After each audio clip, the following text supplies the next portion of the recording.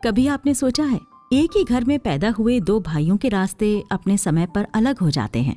कभी एक भाई पुलिस वाला बन जाता है तो एक भाई चोर, एक भाई सक्सेस के टॉप लेवल को छूता है तो दूसरा शेमलेस कामों से पूरे परिवार का नाम डुबो देता है। जबकि उनकी एजुकेशन, उनकी अपब्रिंगिंग, यहाँ तक कि उनका खान पान सेम रहता है। ऐसा ही कुछ अक्सर हमें अपने समाज में देखने को मिलता है। जब हम दुनिया भर में किसी सफल आदमी के बारे में सोचते हैं और पढ़ते हैं तो मन में अचानक ये बात आ जाती है कि ऐसे लोगों के अंदर गॉड गिफ्टेड स्किल्स हैं। वो सक्सेसफुल लोग सफलता के जिस मकाम पर होते हैं वो उन्हें देखकर हम भी सोचते हैं कि सफलता का वो लेवल उनके लिए ही बना है। ये काम हम कॉमन लोगों के लिए नहीं है। क्या वाकई सफल लोगों के पास कोई एक्स्ट्रा पावर होती है या वो बचपन से ही टैलेंटेड होते हैं? कि कोई भी इंसान जन्म से जीनियस नहीं होता। जन्म के समय हर बच्चा सादा कागज होता है। धीरे धीरे अपनी हॉबी की पहचान पर उस पर हार्डवर्क करने वाला कोई भी व्यक्ति अपनी फील्ड में मास्टर बन सकता है। ये बुक हमें बताती है कि आइंस्टाइन जब छोटे थे तो उन्हें रिलेटिविटी थ्योरी के बारे में नहीं मालूम था और ना ही उन्हें ये पता था कि उनके थ्रू एक ऐसी थ्योरी का इन्वेंशन होगा जो पूरी दुनिया को एनर्जी और मास के बीच डेरिवेशन बताने में मदद करेगी। ठीक ऐसे ही जब प्रसिद्ध संगीतकार, फेमस म्यूजिशियन मोजार्ट पैदा हुए तो उन्हें नहीं पता था कि उनके हाथ से ऐसे सोनाटा का इन्वेंशन होगा जिससे पूरी दुनिया भर में संगीत बजेगा। कहने का मतलब ये है कि कोई भी व्यक्ति ऊपर से टैलेंट लेकर नहीं पैदा होता। प्रत्येक आदमी सफल हो सकता है। आपके अंदर भी कुछ ना कुछ ऐसा यूनिक टैलेंट अवश्य होगा जो अन्य में नहीं होगा। ये हो सकता है कि अभी आपका ये टैलेंट केवल हॉबी या इंटरेस्ट तक ही लिमिटेड हो। ये बुक आपको सिखाएगी कि कैसे आप अपनी हॉबी या इंटरेस्ट को मास्टरी में कन्वर्ट कर सकते हैं और कैसे आप अपनी फील्ड के किंग बन सकते हैं। आप इस बुक के माध्यम से उस अल्टीमेट पावर के बारे में भी जानेंगे जिसका यूज करके ही सभी व्यक्ति सफल होते हैं। दोस्तों, इस बुक में बताई गई बातों को अच्छी तरह समझकर आप भी उस अल्टीमेट पावर को गेन कर सकते हैं और अपनी फील्ड के मास्टर बन सकते हैं। और ये चीज कोई मुश्किल नहीं है क्योंकि दुनिया में जितने भी सक्सेसफुल लोग हैं ना, सभी ने यही रास्ता अपनाया है। वो सभी लोग कॉमन लोगों की तरह ही पैदा हुए, लेकिन अपने टारगेट को जानकर उस पर मेहनत करके ही सक्सेस तक पहुंचे। हर इंसान के पास कुछ ना कुछ काम ऐसे होते हैं जिन्हें करना वो सबसे ज्यादा पसंद करता है। जैसे कोई क्रिकेट खेलना बहुत पसंद करता है तो कोई गाना गाना बहुत पसंद करता है। ठीक ऐसे ही कोई खाली टाइम में चित्र बनाता रहता है तो कोई कविताएं लिखता रहता है।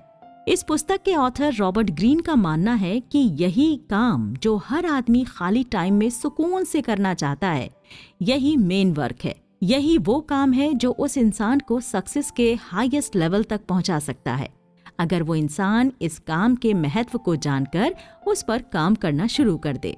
इस किताब में आप सीखेंगे कि कैसे आप अपनी हॉबीज या पैशन में मास्टरी हासिल कर सकते हैं। यहीं आप सक्सेस के उन सभी फेसेस को सीखेंगे जिन पर चलकर कोई भी कठिन से कठिन काम भी आसानी से कर सकता है। अपने टारगेट को जानें। ऑथर रॉबर्ट ग्रीन ने इस बात पर फोकस किया है कि कोई भी इंसान अपनी फील्ड में सक्सेसफुल हो सकता है, लेकिन शर्त यह है कि वो फील्ड उसकी हॉबी होनी चाहिए। ऐसा नहीं होना चाहिए कि उसका मन कुछ और करने को कर रहा है लेकिन वो कर कुछ और रहा है। ऐसे में उस इंसान के सक्सेसफुल होने के तो कोई चांसेस होते ही नहीं हैं, बल्कि उसकी लाइफ में और ज्यादा प्रॉब्लम्स बढ़ जाती हैं। अगर आप सक्सेसफुल होना चाहते हैं तो आपको अपने जीवन का मेन टारगेट पता होना चाहिए। अगर दो आदमी किसी रास्ते पर चल रहे हैं, उनमें से किसी एक को अपनी मंजिल के बारे में पूरी नॉलेज है और इसके ऑपोजिट दूसरा ये नहीं जानता कि उसे जाना कहाँ है, तो ये बात क्लियर है, जिस आदमी को अपना टारगेट पता है वो दूसरे आदमी के कंपैरिजन में ज्यादा आसानी और तेजी से अपने टारगेट की ओर बढ़ता चला जाएगा। जबकि ठीक उसके अपोजिट दूसरा आदमी, जिसे ये तक नहीं पता है कि उसे कहाँ जाना है और उसके मन में डर होगा। इसलिए अपने जीवन का टारगेट हर इंसान को पता होना चाहिए। ये बुक हमें बताती है कि कैसे कोई भी इंसान मैनर्स को फॉलो करके अपने जीवन का टारगेट पता कर सकता है और उस पर काम करके एक सक्सेसफुल इंसान बन सकता है। अब हम उन इंस्ट्रक्शंस के बारे में जानते हैं जो हमें हमारी लाइफ में हमारे लिए सबसे अच्छा टारगेट पता करने में हमारी हेल्प करेंगे। सबसे पहले है नंबर 1 पर अपने नेचर को पहचानें। जब हम किसी सक्सेसफुल इंसान को देखते हैं या उससे मिलते हैं तो अक्सर हम में ऐसी सोच पैदा हो जाती है जो हमें छोटा बनाती है। हम सोचने लगते हैं कि शायद इस इंसान में कोई इंटरनल पावर है जो इसको भीड़ से अलग बनाती है, जो कि हमारे अंदर नहीं है। बस यही छोटी सोच हमें उन अनसक्सेसफुल लोगों की लाइन में खड़ा कर देती है जिनमें सक्सेसफुल होने के चांसेस तो होते हैं, लेकिन उनकी ये छोटी सोच उन्हें आगे नहीं जाने देती। इसलिए दोस्तों, हमेशा अपनी सोच को पॉजिटिव रखो। इस दुनिया में कोई भी इंसान कोई इंटरनल पावर लेकर नहीं पैदा होता है। सब कॉमन तरीके से ही पैदा होते हैं। उस समय सबकी मेंटली और फिजिकली सिचुएशन लगभग एक जैसी ही होती है, लेकिन उन सभी का फ्यूचर उनकी सही दिशा में मेहनत का परिणाम होता है। किसी भी फील्ड में मास्टर बनने के लिए कोई भी एज, कोई भी जेंडर या फिर फाइनेंशियल बैकग्राउंड मैटर नहीं करता है, और ना ही ये चीजें आपको आगे बढ़ने में ज्यादा दिन तक रोक सकती हैं। अगर हम दुनिया भर के कुछ सक्सेसफुल लोगों के बारे में बात करें, जैसे Leonardo da Vinci, Dalai Lama, Einstein, Mahatma Gandhi, Bill Gates और स्टीव जॉब्स जैसे लोग, ये लोग सफलता के सबसे टॉप लेवल तक गए हैं। इनकी पहचान पूरी दुनिया में है। लोग इन्हें अपना आइडियल मानते हैं, लेकिन यही आपको ये देखना होगा कि ये सभी लोग सक्सेसफुल हैं, लेकिन फिर भी इनके बैकग्राउंड चेंज हैं। इन सब की फील्ड अलग अलग हैं और सभी अपने अपने फील्ड के मास्टर हैं। अब अगर आपका मानना ये है कि सफल लोगों के पास कोई इंटरनल पावर होती है, वो हर फील्ड में कामयाब हो सकते हैं, तो आपकी ये सोच गलत है। क्योंकि अगर आप महात्मा गांधी को एक बिजनेसमैन के रूप में ऑब्जर्व करके देखें तो क्या वो कामयाब हो सकते थे? या फिर बिल गेट्स एक साइंटिस्ट के रूप में अपनी पहचान बना सकते थे? कभी नहीं। इसी तरह दलाई लामा एक दार्शनिक के रूप में जाने जाते हैं, और अगर वो प्रोस्पेक्टर न होकर इंजीनियर बनने में फोकस करते तो शायद आज वो जहां पर हैं वहां कभी नहीं पहुंच पाते, क्योंकि प्रोस्पेक्टर बनना उनके बचपन की डिजायर रही होगी। लेकिन भले ही ये लोग अपनी इंटरनल डिजायर की वजह से एक सक्सेसफुल इंसान बन पाए और इतने फेमस हो पाए, लेकिन ये काम उतना आसान नहीं होता। इनमें से ज्यादातर सक्सेसफुल लोगों को अपनी अपनी सिचुएशन की वजह से बहुत सारी ऐसी चीजें करनी पड़ती हैं जिनमें शायद इनका इंटरेस्ट इतना ना हो। जैसे महात्मा गांधी विदेश में लॉ पढ़ने गए थे, लेकिन भारत लौटकर इन्होंने अपनी मेन ओरिजिन हॉबी को पहचाना और दुनिया भर में एक सक्सेसफुल लीडर के रूप में अपनी पहचान बनाई। ठीक ऐसे ही शायद आप जानते हों भारतीय क्रिकेट टीम के कप्तान महेंद्र सिंह धोनी, जो आज पूरी दुनिया में क्रिकेट के बादशाह और फिनिशर के रूप में जाने जाते हैं। वो शुरुआत से क्रिकेटर नहीं थे। वो पहले रेलवे डिपार्टमेंट में एक नौकरी करते थे, लेकिन उन्होंने अपने पैशन को पहचाना और उस पर काम किया, जिसकी वजह से आज वो सक्सेस के हाईएस्ट लेवल पर हैं। अगर सभी सक्सेसफुल लोग पहले ही ये सोच लेते कि वो जहां जिस प्रोफेशन में एंटर कर चुके हैं वहीं इनकी दुनिया है, तो ये कभी भी एक कामयाब इंसान नहीं बन पाते। इसलिए अपने दिमाग से सबसे पहले तो हमें ये बात हटानी होगी कि सक्सेसफुल लोग कुछ और ही होते हैं। वो भी हमारे और आपके जैसे कॉमन ही होते हैं, और जैसे वो अपनी फील्ड के मास्टर हो सकते हैं, उसी तरह हम भी अपनी फील्ड के मास्टर बन सकते हैं। इसमें कोई डाउट नहीं है। हम प्रेजेंट टाइम में कुछ भी कर रहे हों, किसी भी सिचुएशन में हों, लेकिन अगर हमें मास्टर बनना है, हमें हाईएस्ट लेवल की सक्सेस को पाना है, तो हमें अपने ओरिजिन की ओर लौटना होगा। वही एक रास्ता है जिस पर चलकर ही हम मास्टरी हासिल कर सकते हैं। इसके लिए ये जरूरी है कि हम टाइम रहते अपने पैशन की ओर मुड़ जाएं। नंबर 2, अपना इंटरेस्टेड फील्ड पता करें। दुनिया भर में 90% लोग ऐसे होते हैं जो अपने पैशन पर काम नहीं कर पाते। वो ऐसा काम करते हुए अपनी लाइफ बर्बाद कर देते हैं जिसमें उनका कोई इंटरेस्ट नहीं होता, और बाद में कहते हैं कि वो सफल नहीं हो सके। दोस्तों, जब हमें ये भी नहीं पता होगा कि हमें करना क्या है, हमारा इंटरेस्ट क्या है, तो हम सक्सेसफुल कैसे हो सकते हैं, हम सक्सेस तक कैसे पहुंच सकते हैं। हर इंसान अपने अंदर एक स्पेशल हॉबी रखता है। वही हॉबी उसे एक सक्सेसफुल इंसान बनाने में उसकी हेल्प कर सकती है। लेकिन कई बार हर इंसान अपना टारगेट आसानी के साथ सर्च नहीं कर पाता। वो ये जान ही नहीं पाता कि उसका इंटरेस्ट आखिर है कहाँ। ऐसे लोगों के लिए इस चैप्टर में बताया गया है कि कैसे वो अपने लाइफ के टारगेट को आसानी से अचीव कर सकते हैं। जब हमें अपना टारगेट सर्च करने में परेशानी होने लगे, हमें लगे कि हम अपने जीवन का सही एम नहीं ढूंढ पा रहे हैं, तो सबसे पहले हमें अपने बचपन की ओर लौटना चाहिए और हमें ये देखना चाहिए कि बचपन में जब हम पर कोई प्रेशर नहीं होता था तो खाली समय में हम क्या करते थे। शायद आज हम पैसा कमाने के चक्कर में वो काम कर रहे हैं जिस काम को करने में हमारा कोई इंटरेस्ट नहीं है, लेकिन बचपन में हमारे ऊपर तो ऐसा कोई प्रेशर नहीं रहता था। हम ज्यादातर वही काम करते हैं जो हमारा पैशन होता है। हम बचपन में वही काम करना पसंद करते हैं जो हमारी हॉबीज होती हैं और जो काम करने से हमें पीस मिलती है, खुशी मिलती है। कि बचपन के इंटरेस्ट को जानकर हम अपनी लाइफ के एम्स जान सकते हैं।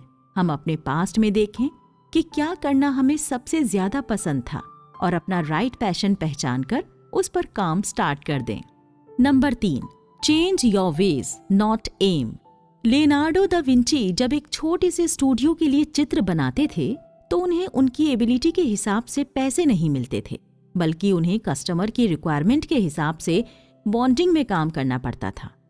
ये सब देखकर विंची ने उस स्टूडियो को छोड़ दिया और एक दूसरी जगह, जिसे एलन कहते थे, वहीं चले गए, जहां उनके टैलेंट की काफी पहचान मिली।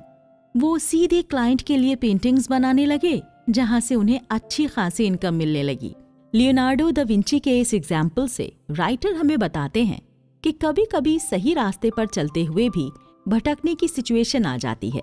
ऐसे समय में हमारा मन हमारे एम से भटकने लगता है। जब हम अपनी एबिलिटी के हिसाब से आउटपुट नहीं दे पाते या नहीं हासिल कर पाते तो हमें लगता है कि हमारा टारगेट ही खराब है, जबकि रियलिटी में ऐसा नहीं होता है। इसलिए ऑथर बताते हैं कि अगर हमारा टारगेट सही है तो हमें केवल अपने रास्ते चेंज करने चाहिए, ना कि एम। नंबर 4, पुरानी बातें छोड़ दें। बुक के ऑथर रॉबर्ट ग्रीन का मानना है कि लाइफ उतनी बड़ी नहीं है जितनी सीरियसली से हम इसे लेते हैं। वो ये बिल्कुल नहीं कहते कि लाइफ को सीरियसली ना लें, बल्कि उस बात पर फोकस करते हैं जिसमें इंसान अक्सर अपने करियर के चक्कर में पूरी लाइफ गलत काम करने में खराब कर लेता है। इसलिए रॉबर्ट ग्रीन कहते हैं कि समय के साथ जब आपको लगे कि आपने गलत प्रोफेशन चुन लिया है जिसमें आपका बिल्कुल भी इंटरेस्ट नहीं है, तो आप उसे उसी समय छोड़ दें, क्योंकि बिना इंटरेस्ट आप उस काम में सक्सेसफुल नहीं हो सकते। इसलिए गलत रास्तों से जितना जल्दी हो सके बाहर निकल आएं। सीखने की शुरुआत। इस चैप्टर में ऑथर सक्सेस की पहली सीढ़ी के बारे में बताते हैं, जिसके बगैर मास्टरी जैसा एम अचीव करना एक ड्रीम है।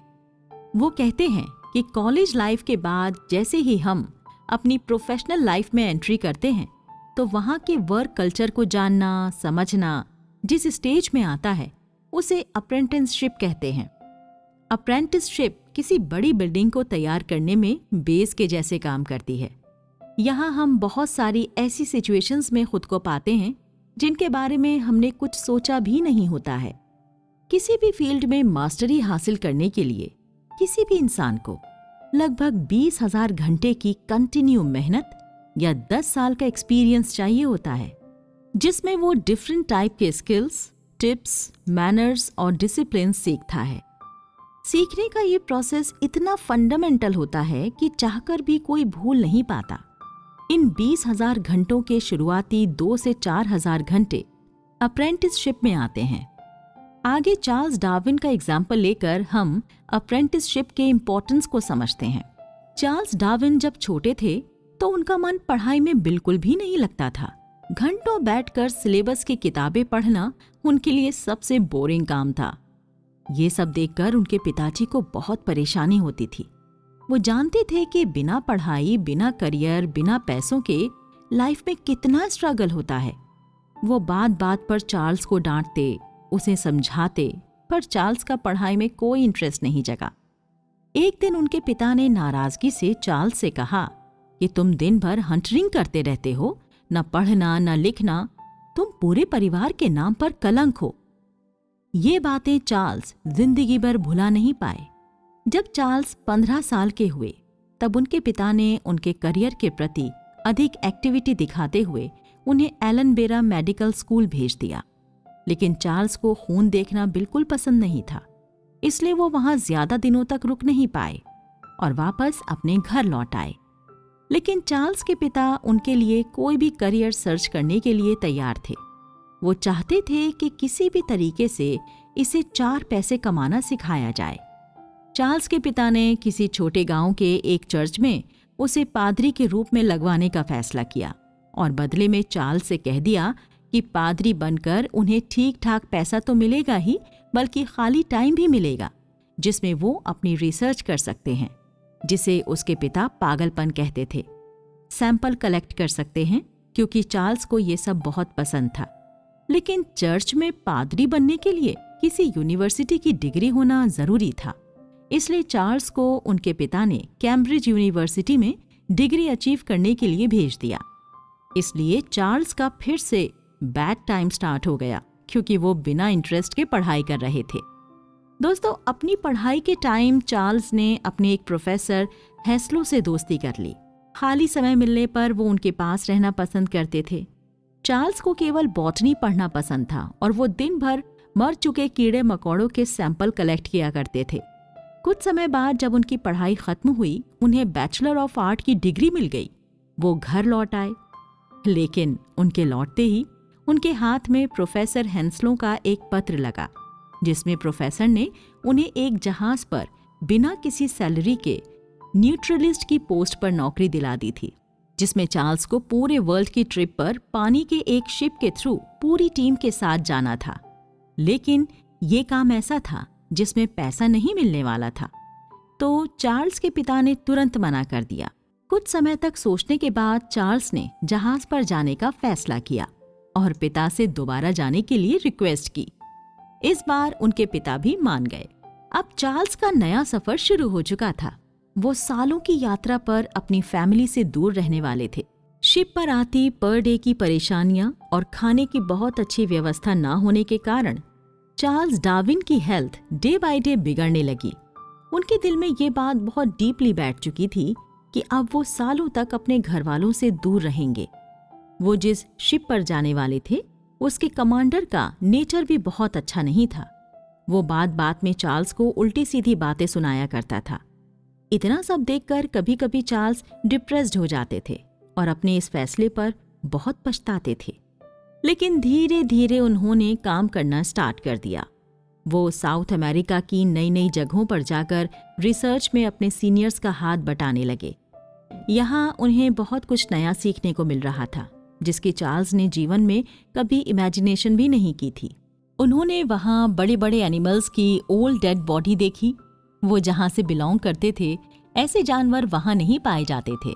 उन्होंने तमाम सारे सैंपल कलेक्ट किए, उन पर रिसर्च की और उससे एक थ्योरी निकाली कि एनिमल्स की ग्रोथ नेचर का एक प्रोसेस है। टाइम के अकॉर्डिंग उनका शेप, उनकी बॉडी और उनकी नीड्स चेंज होती रहती हैं। इसी थ्योरी को आगे चलकर पूरी दुनिया में डार्विनवाद के नाम से जाना गया। तो दोस्तों, यहाँ हमने देखा कि डार्विन की लाइफ में कितनी मुश्किलें आईं।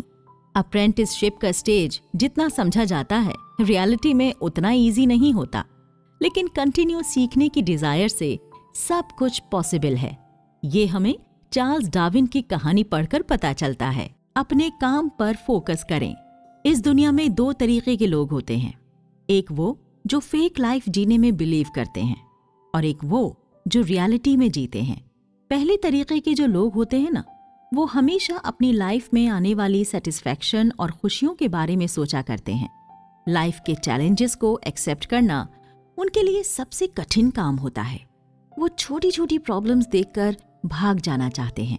उनके लिए ये लाइफ सिर्फ लग्जरीज टाइम स्पेंड करने के लिए मिली है। वो हमेशा चाहते हैं कि सब कुछ वैसा ही होता रहे जैसा वो चाहते हैं। और दूसरी तरफ वो लोग होते हैं जो लाइफ की रियलिटी को समय रहते जान लेते हैं। वो जानते हैं कि लाइफ में हमेशा सेटिस्फैक्शन नहीं मिल सकता, हमेशा खुशियां ही नहीं मिलती। इन सेटिस्फैक्शन से पहले हमें मिलते हैं चैलेंजेस। ये चैलेंजेस छोटे छोटे टास्क के रूप में मिलते हैं, जिसे पूरा करके ही कोई आदमी छोटी सी छोटी खुशियां पाता है। ऐसे इंसान पहले ही जान लेते हैं कि सब कुछ इस दुनिया में उनके मन के अकॉर्डिंग नहीं हो सकता, इसलिए वो आगे हर सिचुएशन में काम करने के लिए तैयार रहते हैं। अब जब हम किसी वर्क प्लेस में एंटर करते हैं तो वहां पर आने वाली प्रॉब्लम्स, आने वाले चैलेंजेस, आने वाली कठिनाइयों को देखकर हमारे मन में तरह तरह के थॉट्स आते हैं। कई बार लोगों का मन काम के प्रेशर से बोर हो जाता है और वो उसे जल्दी ही छोड़ देते हैं। कई बार लोग डिप्रेस्ड हो जाते हैं और अपनी लाइफ को गालियां देने लगते हैं। कई बार ऐसी सिचुएशन में लोग नए नए रास्ते तैयार करने लगते हैं। वो अपने वर्क प्लेस पर अपने आसपास के लोगों से दोस्ती करके उनसे फ्रेंडली रिलेशनशिप बनाकर अपने काम को इजी करना चाहते हैं। कई बार वो अपने सीनियर से दोस्ती कर लेते हैं, जिससे ज्यादा चैलेंजेस आने पर उन पर काम का इतना प्रेशर उनके सीनियर ना बनाए। इस बुक के ऑथर रॉबर्ट ग्रीन कहते हैं, प्रॉब्लम से निकलने का ये तरीका हमारी सबसे बड़ी भूल होती है। इससे हम उस समय तो अपने अंदर खुशी फील करते हैं, लेकिन फ्यूचर में फिर ऐसी प्रॉब्लम्स आने पर हम उनको फेस नहीं कर पाते। रॉबर्ट ग्रीन का मानना है कि किसी भी प्रॉब्लम को इग्नोर करके आगे नहीं बढ़ा जा सकता। अगर हमें लाइफ में आगे बढ़ना है तो प्रॉब्लम्स और एक्सेप्टेशंस को फेस करना चाहिए। जो इंसान प्रॉब्लम्स को फेस करना सीख गया, उसके लिए दुनिया के बड़े से बड़े चैलेंजेस भी आसान हो जाते हैं। इसलिए ऑथर का मानना है कि अपने वर्क प्लेस में होने वाले हर एक प्रोसेस को बहुत अच्छी तरह से सीखें और उसमें आने वाली हर समस्या को फेस करने में अपने सीनियर से हेल्प लें, ताकि आने वाले समय में जब कभी किसी तरह की कोई प्रॉब्लम आए आपके सामने तो आप उनसे मुंह न मोड़ें, बल्कि आपके पास उनसे लड़ने के लिए नए नए आइडियाज अवेलेबल रहें। आगे ऑथर इस बात पर भी जोर देते हैं कि जीवन में कामयाब बनने के लिए जितनी ज़रूरत आपकी उस काम के प्रति इंटरेस्ट और मेहनत की है, उससे कहीं ज़्यादा ज़रूरत है एक अच्छे टीचर की। जी हाँ, अपनी फील्ड के बारे में जिस इंसान के अंडर में रहकर आप सीखते हैं, उसका इफेक्ट आपके अंदर जीवन भर दिखता है। या किसी अनसक्सेसफुल आदमी से एजुकेशन लेते हैं जिसके पास ना तो उतना ज़्यादा एक्सपीरियंस है और ना ही सक्सेस, तो बहुत कम चांसेस होते हैं कि आप अपने जीवन में या अपनी फील्ड में मास्टरी हासिल कर सकें। इसलिए ये ज़रूरी है कि आप जिसके अंडर में रहकर अपनी फील्ड के बारे में सीख रहे हैं, वो उस फील्ड का मास्टर होना चाहिए, जो आपको आगे उस फील्ड में आने वाली समस्याओं के बारे में बताता रहे और उनका सॉल्यूशन भी समय समय पर आपको सिखाता रहे। एक अच्छा टीचर या ट्रेनर खोज लेने के बाद जरूरी होता है खुद को सरेंडर करना। राइटर का मानना है कि इस दुनिया में सबको अपनी प्रेस्टीज और सेल्फ रेस्पेक्ट की चिंता रहती है और हर कोई चाहता है कि दूसरा इंसान उसको सम्मान दे। इसलिए ये ज़रूरी है कि आप अपने वर्क प्लेस के ट्रेनर से जब भी बात करें तो अपना ईगो दूर रखकर बात करें।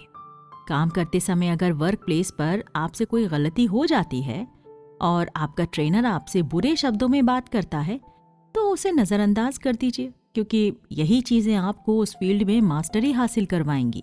कई बार हम इस प्रोसेस में कुछ गलतियां कर बैठते हैं और हम अपने ट्रेनर या टीचर को इम्प्रेस करने के लिए हमारे मन में आने वाले सवालों को उनसे इसलिए नहीं पूछते कि वो क्या सोचेंगे, बल्कि राइटर का मानना है कि किसी भी टाइप के छोटे से छोटे क्वेश्चंस पर भी तुरंत एक्शन लिया जाना चाहिए। इनमें से इस बारे में तुरंत बात करनी चाहिए और तब तक बात करनी चाहिए जब तक इसका पूरा तरीके से सॉल्यूशन ना निकल आए। सीखने वाला, स्ट्रगल और प्रॉब्लम्स को फेस करने वाला इंसान ही मास्टरी पाने के लिए एलिजिबल है। जिसके अंदर ये क्वालिटी डेवलप नहीं है, वो सक्सेस के टॉप लेवल तक नहीं पहुंच पाएगा। हमारा टारगेट एक बार डीपली पूरी नॉलेज गेन करने को लेकर होना चाहिए। इसके बाद हमें अपने आसपास जो भी लोग हमारी फील्ड के हैं, उनसे आगे निकलना हमारा एम होना चाहिए। जो इंसान एक एक टास्क पूरा करते हुए अपनी लाइफ में धीरे धीरे डेवलप करता है, एक ना एक दिन वो मास्टरी के लेवल तक जरूर पहुंच जाता है। Technique of knowledge. इंसान सिचुएशन का नौकर होता है। उसकी जैसी सिचुएशन होती है वो वैसे ही फैसले लेता है। पूरी दुनिया में 5% लोग ही ऐसे होंगे जो अपनी सिचुएशन से हटकर कोई फैसला कर सकें। अदरवाइज कोई भी अपने कंफर्ट जोन से बाहर नहीं जाना चाहता। ज्यादातर लोग नहीं चाहते कि वो ऐसे फैसले लें जो उनकी सिचुएशंस इजाजत नहीं देती, और यही कारण है कि आज भी 90% लोग गलत कामों में लगे हुए हैं। उनको जो करना चाहिए वो नहीं कर रहे हैं, और जो नहीं करना चाहिए वो कर रहे हैं। यही वो कारण है कि इस दुनिया में बराबर के रिसोर्सेज होते हुए भी एक इंसान बहुत अधिक कामयाब हो जाता है और दूसरा आदमी वहां तक नहीं पहुंच पाता। अगर इस दुनिया में सभी इंसान अपनी हॉबीज के अकॉर्डिंग सही काम पकड़ें, यानी सही काम करें, तो काम कम नहीं होंगे, बल्कि इससे दुनिया और डेवलप हो जाएगी, दुनिया और प्रोग्रेस करेगी। क्योंकि जिस काम को गलत आदमी कर रहा है, ना तो वो इंसान खुश है और ना ही उस फील्ड का काम इतने अच्छे ढंग से हो पा रहा है जितने अच्छे ढंग से वो इंसान इस काम को कर सकता है जिसका उस काम के प्रति इंटरेस्ट हो। दोस्तों, मास्टरी बुक के ऑथर रॉबर्ट ग्रीन अपनी इस बुक में आगे केमिस्ट्री के फेमस साइंटिस्ट माइकल फैराडे के एग्जाम्पल को लेकर नॉलेज और इंसान के बीच एक ऐसा डेरिवेशन बताते हैं जिसे जानकर आप हैरान रह जाएंगे। वो बताते हैं कि कोई ऐसा इंसान जिसे अपने एम का दूर दूर तक कोई ज्ञान नहीं था, कोई इल्म नहीं था, वो नहीं जानता कि उसे लाइफ में क्या करना है, क्या नहीं करना। उसे भी उसका टारगेट किसी न किसी मीडियम से जीवन में कभी ना कभी मिलता रहता है। बस ज़रूरत होती है उस टारगेट को ठीक तरह से समझ पाने की और उस पर ठीक तरह से काम कर पाने की। माइकल फैराडे एक गरीब फैमिली से आते थे। उनकी फैमिली के पास इतना भी पैसा नहीं था कि वो माइकल को एक अच्छी एजुकेशन दिला सके। एजुकेशन दिलाने की बात तो दूर, उनकी सिचुएशन इतनी खराब थी कि उनके पिता उनके 12 साल का होने तक का इंतजार कर रहे थे कि कैसे भी माइकल जल्दी 12 साल का हो और उसको एक ठीक ठाक काम पर लगाया जा सके जिससे परिवार की इनकम बढ़ सके। फैराडे के घर से थोड़ी दूर पर एक किताब की दुकान थी। वो वहां जाया करते थे और उस दुकान में रखी हुई सैकड़ों किताबें देखकर उनके मन में गजब का एक्साइटमेंट होता था, क्योंकि इससे पहले माइकल ने केवल एक ही बुक पढ़ी थी और वो थी बाइबल। माइकल का परिवार बहुत रिलीजियस था, इसलिए वो बाइबल से धीरे धीरे पढ़ना जान गया था। वो दुकान पर पहुंच जाता है और घंटों बैठकर किताबें पढ़ा करता। माइकल किताबों के अंदर नॉलेज का इतना डीप ओशन देखकर हमेशा हैरान हो जाते और कुछ ही समय में उन्होंने ये जान लिया कि किताबें उन्हें दुनिया की हर बात सिखा सकती हैं। रोज अपनी दुकान पर आते माइकल को और उनकी सिचुएशंस को देखकर शॉपकीपर ने उनको उसी दुकान पर बुक्स को बांटने का काम दे दिया और उनके इंटरेस्ट को देखकर खाली टाइम में बुक्स पढ़ने की इजाजत भी दे दी। अब माइकल दिन भर के खाली समय में किताबें पढ़ा करते, रोज कुछ ना कुछ नया सीखते। जब नई नई चीजों के बारे में पहली बार सुनते, पहली बार पढ़ते तो उन्हें बहुत खुशी होती थी। माइकल भी चाहते थे कि इन बुक्स में जिन ग्रेट इंसानों के बारे में बताया गया है, जिन्होंने कम रिसोर्सेज के होते हुए भी सक्सेस हासिल की है, काश वो भी कुछ वैसा ही कर पाएं। लेकिन एक बुक बांटने वाले अप्रेंटिस का, जिसके पास ना तो रिसोर्सेज हैं ना ही पढ़ाई का कोई जरिया, ऐसे में किसी फील्ड में मास्टरी हासिल करना अपने आप में बहुत बड़ा चैलेंज वाला काम था। लेकिन कुछ टाइम के बाद उन्हें ऐसी किताब मिली जिसने उनकी लाइफ की राह ही बदल डाली। उस बुक का नाम था इम्प्रूवमेंट ऑफ योर माइंड। उस बुक में बताया गया था कि कैसे कोई कॉमन इंसान भी अपनी फील्ड में सक्सेस पा सकता है। उसमें साइंस के बारे में, मिस्टीरियस चीज़ों के बारे में बताया गया था और उस बुक के राइटर ने ये भी लिखा था कि सिर्फ पढ़कर कोई कुछ नहीं कर सकता, बल्कि ज़रूरी है पढ़ाई के साथ साथ प्रैक्टिकल भी करें। दोस्तों, माइकल फैराडे जिस दुकान पर काम करते थे, उसी के पीछे वाले कमरे में साइंस के छोटे मोटे रिसर्च करने लगे। उन्होंने 1 साल में इन्वेंशन पर एक बहुत बड़ा नोट्स तैयार किया, लेकिन बिना किसी डिग्री के, बिना किसी ट्रेनर के उनके वो नोट्स कौन मानता। इस समस्या से निकलने के लिए माइकल एक इंस्टीट्यूट में काम करने वाले क्लर्क से मिले, जो कि माइकल के इस काम से बहुत इम्प्रेस हुआ और उसने माइकल को उस समय के फेमस साइंटिस्ट डीवी की स्पीच का एक टिकट दिला दिया, जो कि उस समय जगह जगह पॉपुलर शो हुआ करते थे। माइकल डीवी के नॉलेज से बहुत इम्प्रेस हुए और अपने मन में ये फैसला किया कि उसे डीवी के साथ काम करना है। फिर दोस्तों, कई तरह की प्रॉब्लम्स का सामना करते हुए माइकल को इन नोट्स के सहारे साइंटिस्ट डीवी के ऑफिस में नौकरी मिल गई। वो वहाँ केमिकल की खाली बोतलें धोने का काम करने लगे। डीवी और माइकल में एक सिमिलैरिटी थी, वो ये कि वो भी गरीब फैमिली से बिलोंग करते थे और उनकी भी एजुकेशन इतनी अधिक नहीं हो पाई थी। डीवी के रिसर्च सेंटर में माइकल एक अप्रेंटिस के रूप में बहुत कुछ सीखने लगे। धीरे धीरे माइकल इतने काबिल हो गए कि तमाम ऐसी रिसर्च वो करते थे जो डीवी की सोच से भी परे थी। ये सब देखकर डीवी उन्हें अपने अंदर दबाने लगे। वो नहीं चाहते थे कि कोई उनसे आगे निकले। इस तरह काम करते हुए माइकल और डीवी के रिश्ते शुरुआत में तो सही रहे, लेकिन आखिर तक आते आते बिगड़ने लगे। जब माइकल कोई अच्छा रिसर्च करते थे तो डीवी चाहते थे कि इसका क्रेडिट उनको मिले, लेकिन 7 सालों की हार्ड अप्रेंटिसशिप के बाद माइकल फैराडे के अंदर गजब का टैलेंट डेवलप हुआ, जिसके थ्रू फैराडे ने इलेक्ट्रिसिटी में मैग्नेटिक इफेक्ट के बारे में बताया, जिसका दुनिया में पहले किसी को कोई इल्म नहीं था। माइकल की इस छोटी सी स्टोरी के मीडियम से ऑथर एक साथ में कई बातें बताना चाहते हैं। वो बताते हैं कि अगर आपका एम सही है तो आप किसी न किसी मीडियम से रास्ता खोज ही लेंगे, क्योंकि सही एम और सही काम दिमाग के उस सबकॉन्शियस माइंड में बैठ जाता है जो आपको हमेशा अपने टारगेट को अचीव करने के लिए इनपुट देता रहता है। अब माइकल फैराडे को ही देख लीजिए। वो छोटे से परिवार से निकलकर एक महान वैज्ञानिक के पास अच्छी अप्रेंटिसशिप लेना और उस विषय में मास्टरी हासिल करना, ये सब इतना आसान नहीं था, लेकिन उनका टारगेट उनके लिए नए नए रास्ते खोलता गया। उनकी इंस्टीट्यूट के क्लर्क से मुलाकात होना, साइंटिस्ट डीवी की स्पीच और उनके साथ काम करने का मौका मिलना, ये सब एक ऐसी मिस्ट्री को डिनोट करता है कि जैसे कोई एक्सटर्नल पावर आपको आपके अपने सही टारगेट तक पहुंचाने में आपकी हेल्प करती है। रॉबर्ट ग्रीन कहते हैं कि एक अच्छा ट्रेनर उस पारस स्टोन के जैसा होता है जिसमें लोहे को भी सोना बनाने की क्वालिटी होती है।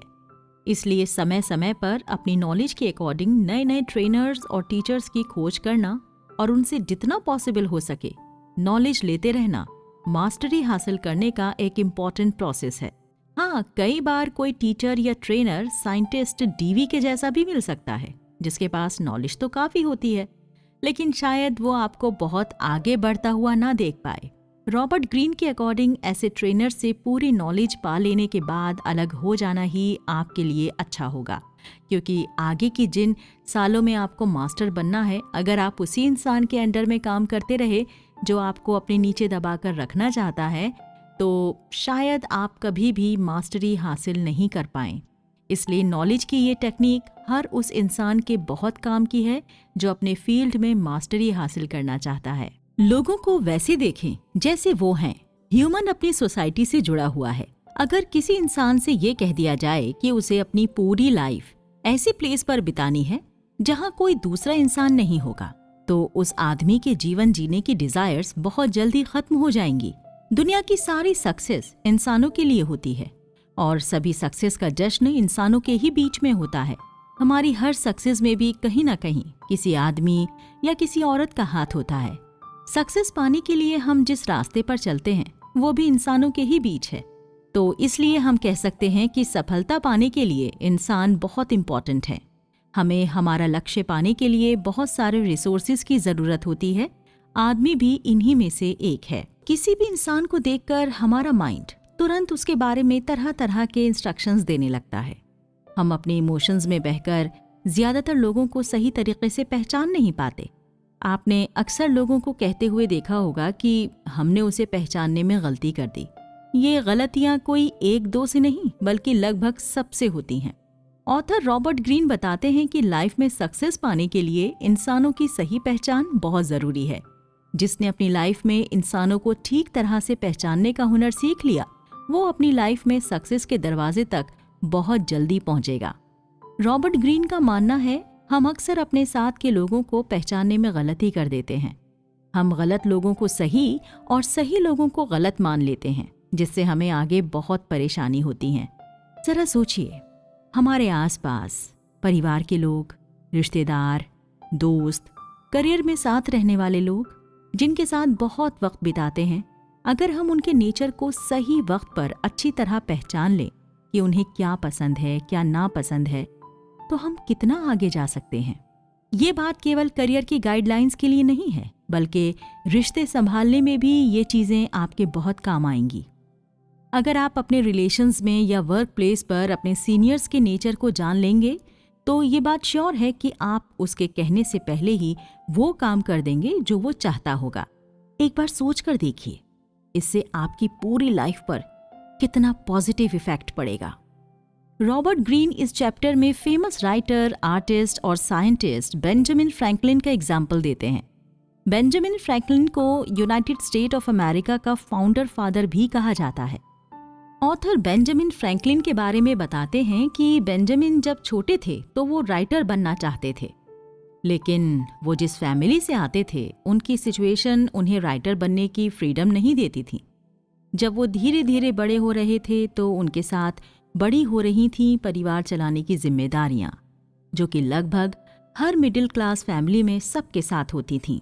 बेंजामिन ने समय रहते अपनी जिम्मेदारियों को समझा और अपने बड़े भाई की प्रिंटिंग प्रेस की दुकान पर नौकरी करने लगे।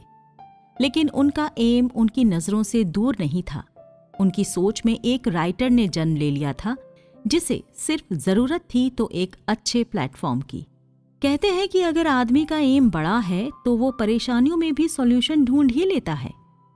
यही कुछ हुआ बेंजामिन के साथ। बेंजामिन जिस प्रिंटिंग प्रेस पर नौकरी करते थे, वहाँ उस समय के तमाम सारे राइटर्स की किताबें प्रिंट होने के लिए आया करती थीं, क्योंकि एक अच्छा राइटर बनने के लिए एक अच्छा रीडर बनना पड़ता है। इसलिए बेंजामिन ने इसे एक मौका बनाया और जो भी किताब उनकी प्रेस पर आई वो समय निकाल कर उसे ज़रूर पढ़ा। इस तरह से उनका राइटिंग का वर्क अच्छी तरह चलता रहा। इसी प्रिंटिंग प्रेस से समय समय पर न्यूज़पेपर्स तथा मैगजीन्स निकलती रहती थीं, जिसमें उस समय के अच्छे अच्छे राइटर्स के लेख निकलते रहते थे। एक बार बेंजामिन ने अपने भाई से रिक्वेस्ट की कि उनके भी किसी आर्टिकल को वो किसी न्यूज़पेपर में जगह दे दें, लेकिन उनके भाई ने इसके लिए उन्हें साफ मना कर दिया और साथ में अच्छा काम करने की हिदायत भी दी। इस बात ने बेंजामिन को बहुत निराश किया। शायद वो अपने भाई को समझने में भूल कर बैठे थे। वो सिर्फ एक अच्छा बिजनेसमैन था, ना कि एक अच्छा भाई, क्योंकि उसे अपने बिजनेस के आगे अपने भाई के सपनों की कोई रिस्पेक्ट ही नहीं थी। बेंजामिन के माइंड में एक आइडिया आया और उन्होंने अपनी ही प्रिंटिंग प्रेस पर एक इस तरह का लेख डाक द्वारा भेजा जिसमें उसके भाई को इंटरेस्ट था। इस पत्र पर बेंजामिन ने अपना नाम छिपा लिया। यह आर्टिकल उसके भाई को बहुत पसंद आया और उसने अपने न्यूज़पेपर में प्रिंट किया और उसी न्यूज़पेपर में नीचे ये भी लिखा कि जिसने भी ये लेख भेजा है कृपया वो इसे भेजता रहे। अब बेंजामिन चोरी से लेख भेजने लगे और उनका भाई उन्हें बिना जाने ही प्रिंट करता रहा। लेकिन एक दिन बेंजामिन ने अपने वाहवाही करवाने के लिए अपने भाई को सब कुछ सच सच बता दिया कि ये आर्टिकल वही भेज रहे थे। ये सुनकर उनके भाई को बहुत गुस्सा आया और बेंजामिन को उन्होंने बहुत भला बुरा कहा। अगले दिन उन्होंने वो कॉलम ही खत्म कर दिया जहां बेंजामिन का आर्टिकल प्रिंट होता था। अब उस प्रिंटिंग प्रेस में बेंजामिन फ्रैंकलिन का काम करना बहुत मुश्किल हो गया था। उनका भाई उनकी समय समय पर डिसरेस्पेक्ट करता रहता था। वो उनके कामों में तरह तरह की गलतियां ढूंढता रहता था। धीरे धीरे बहुत परेशान होकर बेंजामिन ने वो नौकरी छोड़ने का फैसला ले लिया। 17 साल की उम्र में बेंजामिन फ्रैंकलिन अपने भाई और पूरी फैमिली को छोड़कर एक दूसरे सिटी में रहने चले गए। इतनी कम एज और जेब में कोई पैसा ना हो, ऐसे में बेंजामिन फ्रैंकलिन को बहुत स्ट्रगल करना पड़ा। लेकिन उनके पास प्रिंटिंग प्रेस में काम करने का 6-7 साल का एक्सपीरियंस जो था, जिसकी वजह से उनको जल्द ही उसी शहर की एक प्रिंटिंग प्रेस में नौकरी मिल गई। बेंजामिन फ्रैंकलिन जिस जगह पर रहने गए थे वो उनके सिटी के रिस्पेक्ट में काफ़ी छोटा था, इसलिए उनके लिखने के टैलेंट के चलते उनका परिचय उस सिटी के बड़े बड़े लोगों से बहुत जल्दी हो गया। यहाँ तक कि उस शहर का गवर्नर भी बेंजामिन फ्रैंकलिन से अच्छी तरह परिचित हो गया था। सिटी का गवर्नर ये चाहता था कि उसका शहर लिटरेचर में और अच्छा हो जाए, इसीलिए उसने बेंजामिन फ्रैंकलिन को एडवाइस दी कि वो उसके सिटी में एक नई प्रिंटिंग प्रेस की दुकान खोले, क्योंकि उस समय उस शहर में केवल 2 ही प्रिंटिंग प्रेस की दुकान थी। बेंजामिन फ्रैंकलिन ने अब नई प्रिंटिंग प्रेस की दुकान खोलने का फैसला ले लिया। प्रिंटिंग प्रेस में मशीनें लंदन से आने वाली थीं, इसलिए गवर्नर ने बेंजामिन से खुद लंदन जाने को कहा और ये भी कहा कि मशीनें खरीदने के लिए पैसे उन्हें उधार के रूप में लंदन में मिल जाएंगे। बेंजामिन को अपने लक पर बिलीव नहीं हो रहा था। वो खुशी से इतने पागल हो गए कि बिना दुकान के उद्घाटन के ही उन्होंने अपनी अच्छी खासी नौकरी छोड़ दी। बेंजामिन जब लंदन पहुंचे तो उन्होंने देखा कि वहां कोई इसका हाल लेने वाला ही नहीं है।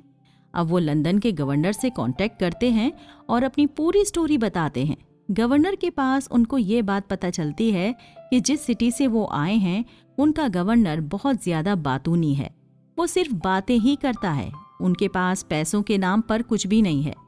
ये सब जानकर बेंजामिन परेशान नहीं हुए, लेकिन अपने बारे में सोचा कि वो अपनी लाइफ में कितनी बड़ी गलती कर रहे थे। वो लोगों को जगह जगह पहचानने में भूल कर रहे थे, इसलिए उनको तरह तरह की प्रॉब्लम्स फेस करनी पड़ रही थी। अब उन्होंने लोगों को देखने का अपना स्टाइल बदल दिया। वो बहुत जल्दी किसी के इमोशन में नहीं बहते थे। लंदन में कुछ दिन की नौकरी के बाद जब दोबारा अपने घर वापस गए तो पुरानी नौकरी के बॉस ने उनको एक बहुत अच्छी पोस्ट और अच्छी सैलरी वाली नौकरी दी। लेकिन बेंजामिन को एहसास हो गया था कि कहीं ना कहीं दाल में कुछ काला है, क्योंकि अब वो भावनाओं में नहीं बहने वाले। उनको अपने बॉस के इरादों का पता चल गया। उनका बॉस चाहता था कि बेंजामिन जो लंदन से सीख कर आए हैं वो सब उनके स्टाफ को सिखा दें। जिस दिन ये ट्रेनिंग पूरी हो जाएगी उसी दिन बेंजामिन को नौकरी से निकाल देंगे। बेंजामिन फ्रैंकलिन इस बार फीलिंग्स में नहीं बहे। अपनी नई प्रिंटिंग प्रेस की दुकान पर आगे वो सक्सेस हो गए। लोगों को पहचानने वाले इस हुनर को पाकर बेंजामिन फ्रैंकलिन की पूरी लाइफ बदल गई। उन्हें समय समय पर अपने देश की गवर्नमेंट के साथ बड़ी बड़ी पोस्ट पर काम करने का चांस भी मिलता रहा। हमने इस चैप्टर में सीखा कि अगर हम अपने इमोशंस पर काबू नहीं रखेंगे, हम अपने आइडियाज टाइम से पहले सबको बताते फिरेंगे, तो हमें भी बेंजामिन फ्रैंकलिन जैसा ही स्ट्रगल करना पड़ेगा, जो कि सक्सेस पाने के लिए बिल्कुल भी जरूरी नहीं है। जिस तरह से उनको अपने भाई की प्रिंटिंग प्रेस से नौकरी गंवानी पड़ी, गवर्नर का धोखा मिला, उसी तरह हमें भी अपने करियर फील्ड में तमाम तरीके की कठिनाइयों का सामना करना पड़ सकता है। बेंजामिन फ्रैंकलिन की छोटी सी कहानी से ऑथर रॉबर्ट ग्रीन हमें ये बताना चाहते हैं कि लाइफ में हमें अगर सफल होना है तो लोगों को सही तरीके से पहचानना होगा और अपने इमोशंस पर काबू रखना होगा। की ऑफ मास्टरी। दुनिया में हर इंसान अपने घर से कामयाब होने के लिए ही निकलता है।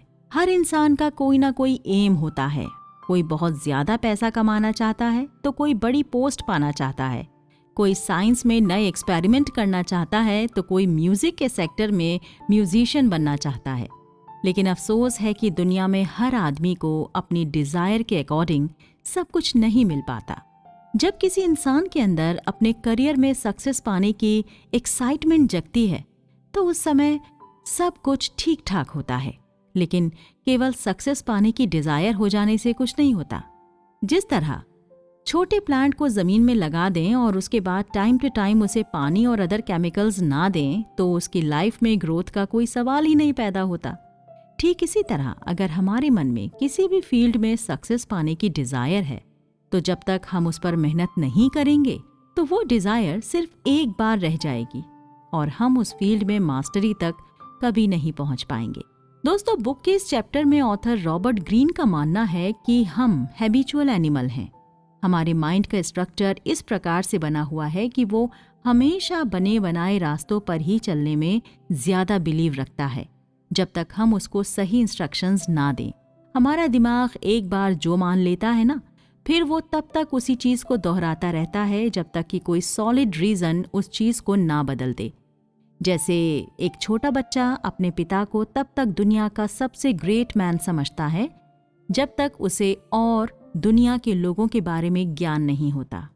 दोस्तों, ठीक इसी तरह जब हम अपने करियर सेक्टर में कोई काम कर रहे होते हैं तो हमें वही सही लगता है जो हम कर रहे होते हैं।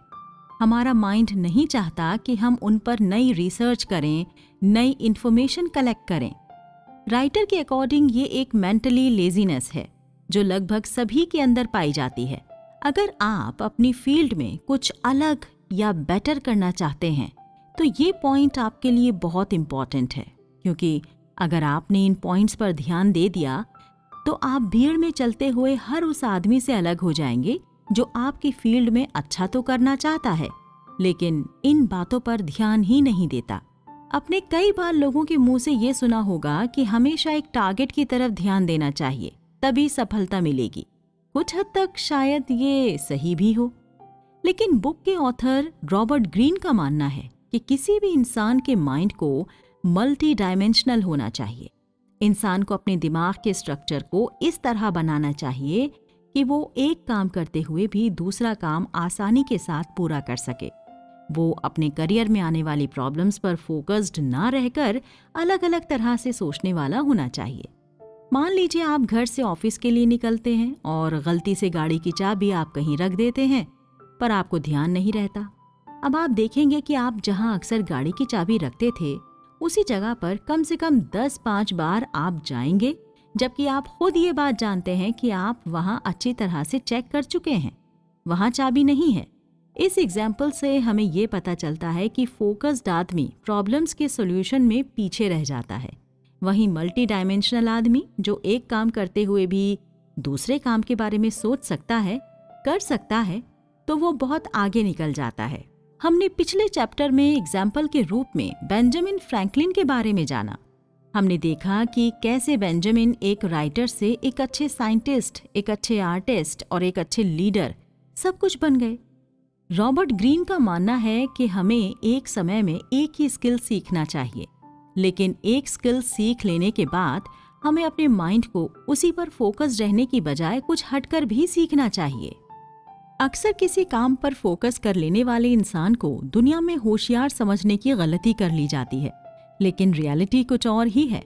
दुनिया में जितने भी इन्वेंशंस हुए हैं, जितने भी रिसर्चेस हुई हैं, उनमें से ज्यादातर रिसर्चेस उस समय हुई जब रिसर्च करने वाला या तो कोई जोक सुना रहा था या हंसी मजाक कर रहा था या किसी ट्रेन या बस में ट्रैवल कर रहा था। बहुत सीरियस रहकर एक ही सब्जेक्ट पर फोकस्ड होकर प्रॉब्लम्स उतनी जल्दी नहीं सुलझती हैं जितनी जल्दी एक मल्टी डायमेंशनल टैलेंट रखने वाला आदमी सुलझा सकता है।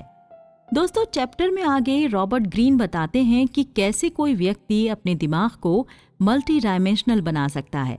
यहाँ उन्होंने कुछ तरीके बताए हैं जिन पर ठीक से सोचने के बाद हम अपने माइंड को फोकस से मल्टी डायमेंशनल मोड में कन्वर्ट कर सकते हैं, जिसका हमारी लाइफ में बहुत अच्छा इफेक्ट पड़ेगा।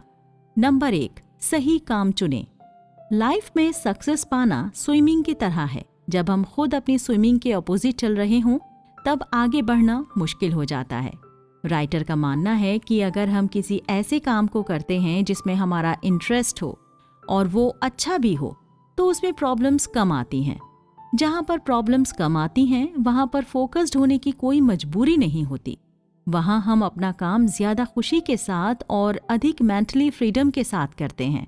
जबकि ठीक इसके अपोजिट, जब हम किसी ऐसे काम को करते हैं जिसमें ना तो हमारा इंटरेस्ट हो और ना ही वो काम हमें अच्छा लगे, तो फिर उस काम में प्रॉब्लम्स आने के चांसेस बढ़ जाते हैं।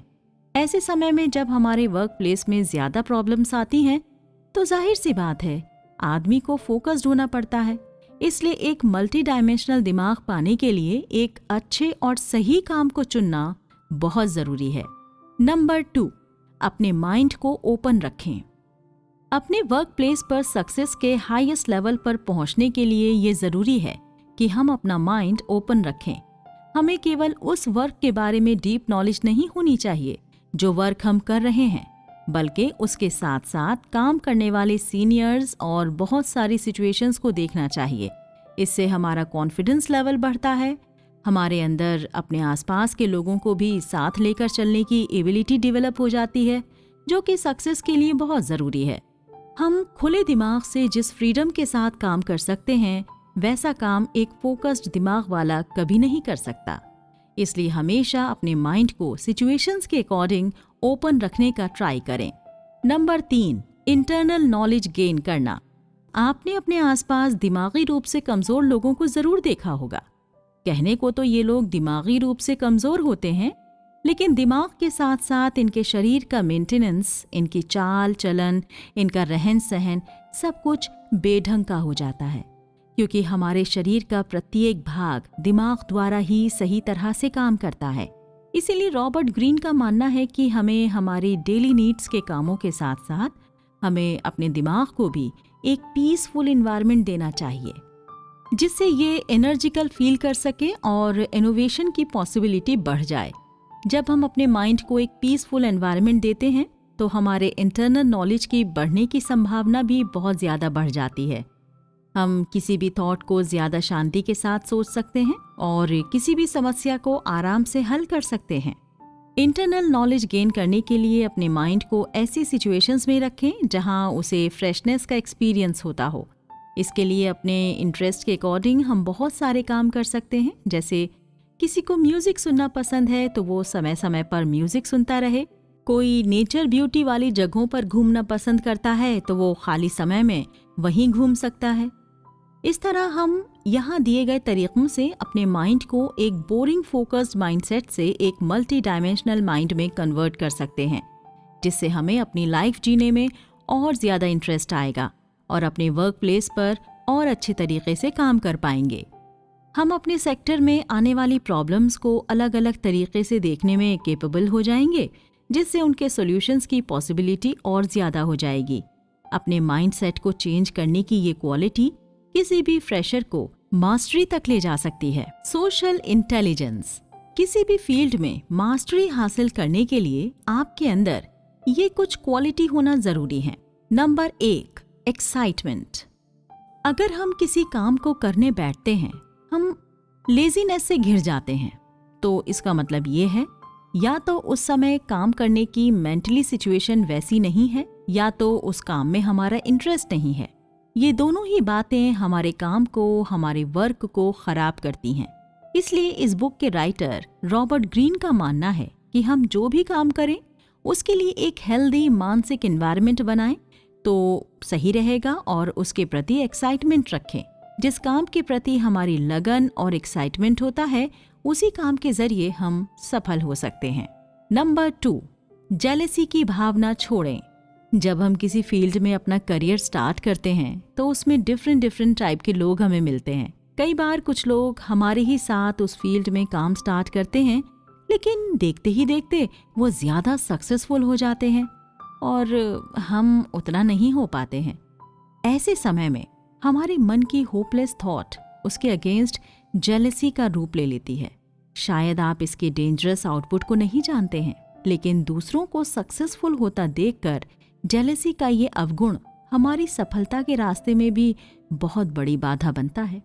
इससे हम अपने एम से भटक जाते हैं और उसे सफल आदमी के बारे में ज़्यादा से ज़्यादा टाइम तक भला बुरा सोचने में लगा देते हैं। जबकि ऑथर का मानना है कि हमें ऐसे समय में अपनी कंपेयर किसी से नहीं करनी चाहिए। एक ही फील्ड में काम करने वाले सभी लोगों के पास अलग अलग विजडम होता है, सभी लोगों के पास अलग अलग रिसोर्सेज होते हैं, सभी लोगों के पास अलग अलग साधन होते हैं। इसलिए हो सकता है आपके पास कोई ऐसी एक्सटर्नल चीज की कमी हो जो उनके पास मौजूद है। इसलिए हमें अपनी काबिलियत और टैलेंट पर शक नहीं करना चाहिए, बल्कि जलने की जगह हमें उनसे इंस्पायर होना चाहिए, उनसे इंस्पिरेशन लेनी चाहिए। जिस दिन आप अपने साथियों से इंस्पिरेशन लेने लग गए ना, तो उसी दिन आप अपने आप को उन्हीं सक्सेसफुल लोगों की लाइन में देखना शुरू कर देंगे। नंबर 3, एक समय में एक ही स्किल सीखें। हमें अपने ध्यान से ये बात बिल्कुल निकाल देनी चाहिए कि हम एक ही समय में कई सारे स्किल्स को सीख सकते हैं। इसलिए हमें एक समय में केवल एक ही स्किल पर ध्यान देना चाहिए और उसी में मास्टरी हासिल करनी चाहिए। Number 4, accept rigidity. दोस्तों, राइटर रॉबर्ट ग्रीन के अकॉर्डिंग दुनिया पहले से ज्यादा हार्ड होती जा रही है। नए नए प्रिंसिपल, अपनी तारीफ सुनने की हैबिट और टाइम मैनेजमेंट की वजह से हमें अपने वर्क प्लेस में बहुत सारी प्रॉब्लम्स का सामना करना पड़ता है। ऐसे समय में कई बार हम ऐसा रूटीन बनाने की कोशिश करते हैं जिससे लगे कि सारी सिचुएशंस हमारे कंट्रोल में है। रॉबर्ट ग्रीन के अकॉर्डिंग ये इसलिए होता है क्योंकि हम लोगों का ध्यान अपनी तरफ खींचना चाहते हैं। लेकिन ये सारी चीजें बहुत ज्यादा दिनों तक नहीं चलती। इसलिए दोस्तों, जो भी सक्सेस के हाईएस्ट लेवल तक पहुंचना चाहता है, उसे दुनिया की इस हार्डनेस का सामना तो करना ही पड़ेगा। हमें अपने वर्क प्लेस में आने वाली सारी प्रॉब्लम्स को एक्सेप्ट करना चाहिए और उनका सम्मान करना चाहिए। नंबर 5, दूसरों को भी सुनना सीखें। अक्सर लोग अपने काम में अपने स्किल्स के बारे में इतना उलझ जाते हैं कि वो हमेशा वही बातें किया करते हैं। वो दूसरों से मिलते समय सिर्फ अपनी बातें करते हैं। अपनी बातें करने में वो इतना अधिक डूब जाते हैं कि वो सामने वाले को मौका ही नहीं देते। ऐसे लोगों के लिए रॉबर्ट ग्रीन का मानना है कि किसी भी फील्ड में मास्टर बनना बहुत चैलेंजेबल है। राइटर के अकॉर्डिंग जब हम किसी से भी बात करते हैं ना, तो हमको अपनी बातें करने के साथ साथ उनकी बातें भी सुनने की आदत डालनी चाहिए। इससे वो आपको अपनी बातें बताने में इंटरेस्ट लेंगे और आपसे कनेक्टेड रहेंगे। नंबर 6, डरना बंद करें। अक्सर कोई इंसान जब बहुत अधिक गुस्सा करता है तो इसका मतलब ये है उसके अंदर कोई हिडन फियर बैठा हुआ है। इसलिए रॉबर्ट ग्रीन कहते हैं, अपनी वर्क प्लेस पर डर को बाय बाय कहना सीखें। इससे हमारे मन में और अधिक कॉन्फिडेंस आता है और हम चीज़ों को और अच्छे तरीके से कर पाते हैं। डर की वजह से कई बार हमसे वो गलतियां हो जाती हैं जो हम बिल्कुल भी अपने वर्क प्लेस पर नहीं करना चाहेंगे। इसलिए मास्टरी की राह पर चलने वाले हर व्यक्ति को सबसे पहले अपने अंदर का डर खत्म करना चाहिए। Number 7, find a mentor. कम समय में किसी व्यक्ति की सक्सेसफुल लाइफ तभी बन सकती है जब उसके पास कोई अच्छा मेंटर होगा। लाइफ में हमेशा एक जैसे मोमेंट नहीं रहते हैं। जब हम किसी फील्ड में काम करना शुरू करते हैं तो उसमें तरह तरह की मुश्किलों का सामना हमें करना पड़ता है। हम बहुत सारी ऐसी प्रॉब्लम्स रोज़ अपने वर्क प्लेस में देखते हैं जिनके बारे में पहले से हमें कोई जानकारी ही नहीं होती है। कभी कभी ये छोटी छोटी प्रॉब्लम्स इतनी बड़ी हो जाती हैं कि हम अपना काम छोड़ने पर मजबूर हो जाते हैं। हम हार मान लेते हैं कि हम इस काम को करने के लिए नहीं बने हैं। लेकिन दोस्तों, रियलिटी ये नहीं है। हर आदमी हर काम करने के लिए भले ही ना बना हो, लेकिन हर आदमी किसी न किसी एक काम को करने के लिए तो जरूर बना है। इसीलिए अपने काम में आने वाली कठिनाइयों के बारे में अपने आप को गाली मत दीजिए, अपने आप को दोषी मत ठहराइए। हो सकता है आपके साथ ये सब इसलिए हो रहा हो क्योंकि आपको एक सही मेंटर अपने वर्क प्लेस पर नहीं मिला। एक सही मेंटर आपकी फील्ड में आने वाली हर समस्या से पहले ही आपका सामना करा देता है, जिससे आप एक्टिव हो जाते हैं। और जिस काम को करने के लिए आपको बहुत सारी प्रॉब्लम्स फेस करनी पड़ती हैं, बहुत सारा टाइम स्पेंड करना पड़ता है, तब जाकर वो डिसिप्लिन आप सीख पाते हैं। वो सब आप केवल एक मेंटर की प्रेजेंटेशन से ही सीख लेते हैं। अगर आप क्रिकेट देखते होंगे तो आपने देखा होगा कि हर टीम के पास अपना एक अलग कोच होता है। यहाँ तक कि कई बार प्लेयर्स के भी पर्सनल कोच होते हैं। टीम का कोच एक अच्छा खिलाड़ी हो ये ज़रूरी तो नहीं है, लेकिन डिसिप्लिन बनाने में कोच का बहुत इम्पॉर्टेंट रोल होता है। वो प्लेयर्स को सुबह सर्टेन टाइम पर बुलाता है, नए नए खेल के तरीकों के बारे में बताता है। ये प्रोसेस सालों साल चलता है, जिससे ये सब खिलाड़ियों के सबकॉन्शियस माइंड पर बैठ जाता है। धीरे धीरे मेहनत और प्रैक्टिस से प्लेयर अपनी अपनी फील्ड में मास्टरी हासिल कर लेते हैं। दोस्तों, बचपन से लेकर हम जब तक एजुकेशन लेते हैं तब तक टीचर के रूप में हमें मेंटर मिलते जाते हैं। जरा सोचिए, अगर आपको बचपन में टीचर ना मिले होते और आपसे कह दिया जाता कि आपको अपने आप ही सब कुछ पढ़ना है, सब कुछ सीखना है, तो क्या ये पॉसिबल होता? बिना टीचर के आप किताब पढ़ना भी सालों में सीख पाते। इसीलिए आपको अपनी फील्ड के बहुत सारे कमियों को जानने के लिए एक मेंटर ही आपकी अच्छे से हेल्प कर सकता है। दोस्तों, अगर आपको किसी भी फील्ड में मास्टरी हासिल करनी है तो ये ज़रूरी है कि आप एक अच्छा मेंटर सबसे पहले चुनें। मेंटर के पास उस फील्ड में काम करने का कई सालों का तजर्बा होता है। वो उस फील्ड के जो जो प्रिंसिपल जानता है, जो जो चीज़ें जानता है, वो सब जानने के लिए आपको सालों साल लग जाएंगे अगर आप अपने आप से वो सब जानने के लिए निकल पड़ते हैं तो। अपनी लाइफ में, अपनी फील्ड में आपके मेंटर ने जो भी गलतियां की होती हैं ना, वो आपको उनसे बचाने का पूरा प्रयास करता है। दोस्तों, ऑथर रॉबर्ट ग्रीन अपनी इस बुक में वर्ल्ड विनर अलेक्जेंडर के बारे में बताते हैं। अलेक्जेंडर ग्रीस में जन्मा एक ऐसा यंग मैन था जिसने बहुत कम एज में ही दुनिया जीत लेने का सपना देख लिया था। उसके पास बहुत ज्यादा रिसोर्सेज तो नहीं थे, उसके पास पर्याप्त जानकारी भी नहीं थी। जिस समय पूरे वर्ल्ड पर विक्ट्री कर रहा था, उस समय इस अर्थ पर कौन सा कंट्री कहाँ है, ऐसी कोई जानकारी नहीं थी उसके पास। लेकिन वो अपना सपना साकार करने के लिए बड़ा बेचैन था। उसने अपने सपनों को अपने जीवन का मेन एम बना लिया। उसने बहुत कम समय में दुनिया भर में अपनी विक्ट्री हासिल की। अलेक्जेंडर के मेंटर का नाम एरिस्टोटल था, जिसने अलेक्जेंडर को बहुत कम एज में ही वर्ल्ड विक्ट्री करने के लिए जरूरी आइडियाज और उस रास्ते पर आने वाले सारे चैलेंजेस पहले से ही उसे बता दिए थे। अलेक्जेंडर के अंदर अपने मेंटर की वजह से वॉरियर के ऐसे ऐसे स्किल्स आ गए थे जिनके छोटे से यूज से ही आधी से अधिक दुनिया जीत गया वो। इसलिए दोस्तों, लाइफ में एक मेंटर का होना बहुत ही जरूरी है। Strategy for social Prestige. किसी भी इंसान को मास्टरी लेवल तक पहुंचाने के लिए सोशल तरीके से स्ट्रांग बनना बहुत जरूरी है। जो इंसान अपने आसपास के लोगों को इम्प्रेस करने की कैपेसिटी रखता है, जिसमें लीडरशिप की कैपेसिटी होती है, अपने साथ दूसरों को लेकर चलने की कैपेसिटी होती है, वही इंसान मास्टरी के लेवल तक पहुंच सकता है। यहाँ रॉबर्ट ग्रीन के बताए गए कुछ ऐसे लॉज हैं जो कि आपकी सोशल प्रेस्टीज के साथ साथ मास्टरी की राह भी आसान कर देंगे। नंबर 1, जीवन में नए प्रयोग करें। इस बुक के author Robert Greene famous musician Mozart का एग्जाम्पल देते हैं। वो बताते हैं कि बचपन से ही बहुत टैलेंटेड थे मोजार्ट। उनके घर में म्यूजिक का एक एनवायरनमेंट रहता था, इसलिए उन्होंने बहुत ही छोटी एज में एक म्यूजिक की क्वालिटी सीख ली थी जो उस सेक्टर में बड़े बड़े लोग नहीं सीख पाए थे। लेकिन म्यूजिक में भी सर्टेन चीजें थीं जिनकी वो एजुकेशन ले रहे थे। उनके पिताजी, उनकी बड़ी बहन, उनकी भी एक सर्टेन लिमिट थी।